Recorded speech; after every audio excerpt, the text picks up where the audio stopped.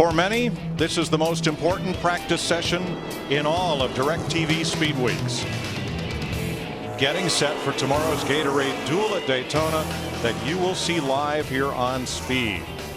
39 of these drivers know they're in the Daytona 500. This is just another practice for them. But for the rest of this group, the go or go homers, they can get in the Daytona 500 through the front door by being one of the first two finishers among the non-qualified cars in their Gatorade Duel, or through the back door by falling back on their qualifying speed.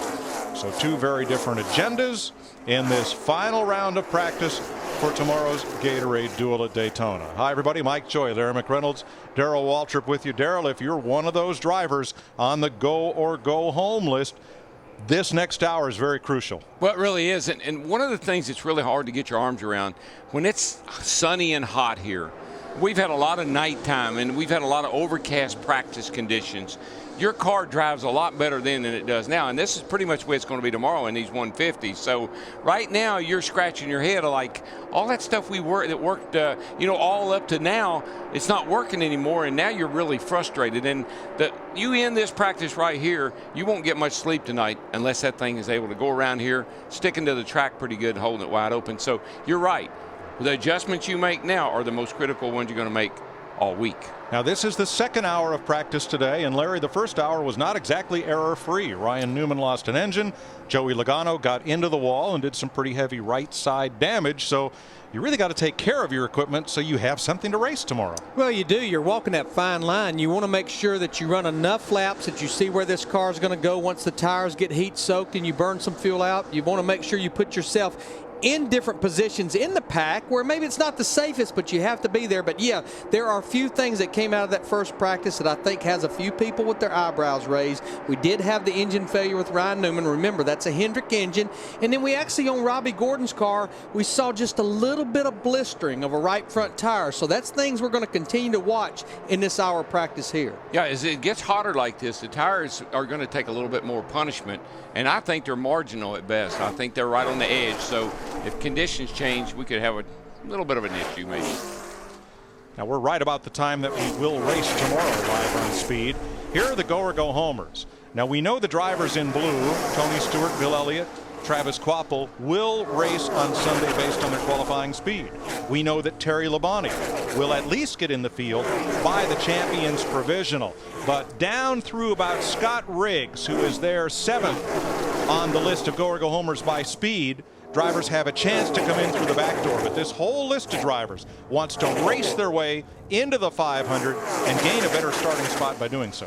And I can't stress enough, and we're going to stress this during the dual races on Speed tomorrow, that when you look at those go or go homers, the biggest thing they have to do in the mindset is don't get greedy.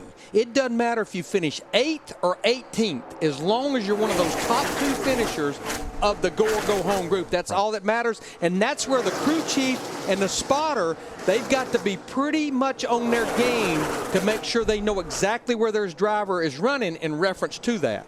Now in the morning practice, Joey Logano got into the wall coming off turn 4. Combination of maybe the dip on the track and some wind buffeting.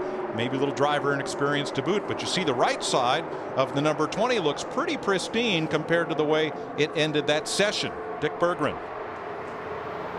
The crew has worked so hard on that number 20 car to make it look good. He did cave the right side in pretty well. Logano has not had a particularly good time here at Daytona. During the shootout, he was the first out of the event. He crashed out of that race, and earlier this morning he got only 6 laps of practice. So the goal today for the kid that's so good that they call him sliced bread, run this whole practice session without crashing. Steve Burns. Well, Dick, the story for Kurt Busch, solidly in the race. The question for him is, how do I win the Daytona 500? He said right before practice, I've won a truck race here, an IROC race here, I've won a dual race, but I've finished 2nd in the 500 3 times. I've been asked this question all week. I've rewound these races in my head. I think I haven't been aggressive at the right time. In this practice, he said they're experimenting in the front end. Just heard him tell Pat Trice and the crew chief, I don't like the way this car is handling right now. Pat Trice said, let's not waste any time. Come back in when you can. and we'll start making changes. And Darrell, that's one of the few areas that you can work in with these race cars. You're pretty much locked into the rear springs, you're locked into the rear shocks, front springs, front shocks, and sway bar. That's the biggest area that you can work in. Yeah, and you would say to yourself, why are these guys driving 3 wide in practice when they know they're in the race? Well, there are some cars in there that maybe aren't going to be in the race, but also you got to remember something. If you don't get out there right now and feel your car do that on cue, it's going to do that tomorrow, and you can't go anywhere. So you want to get yourself in every precarious situation that you can possibly think of. Give the crew feedback like you're hearing these guys, and then try to fix it. And that's what's so deceiving. I know we'll continue to put the fastest speeds up there, and it's nice to know that your car will run that fast speed, but you know what? It's not about the speed chart in this practice session. It's about how far you can go and stay wide open and how your car feels in different parts of the pack. You always go good when you're sucking up.